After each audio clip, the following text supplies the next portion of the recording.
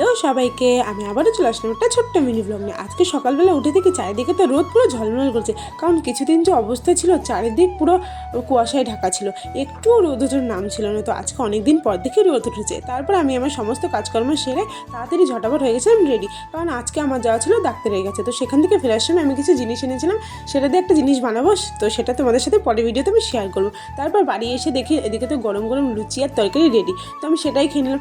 আর তারপর হয়ে গেছিলো দুপুর, আমি তো দুপুরে ভুলেই গেছিলাম যে আমি ভিডিও বানাচ্ছি। তারপর একদম সন্ধ্যাবেলায় ভাবলাম চল আজকে কিছু একটা খাওয়া যাক। তো দিদিকে বললাম, সেই মতো দিদি বললো চল তাহলে আজকে ফ্রাইড রাইস আর মাংস বানানো যাক।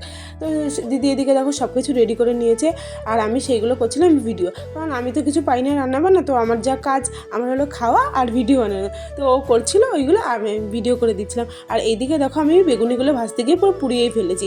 আর এদিকে দেখো রেডি হয়ে গেছে মাংস আর ফ্রাইড রাইস। তো আর কি তাড়াতাড়ি করে আর লোভ সামলাতে না পারে খেতে বসে বললাম। তো ভিডিওটা এইটুকুই।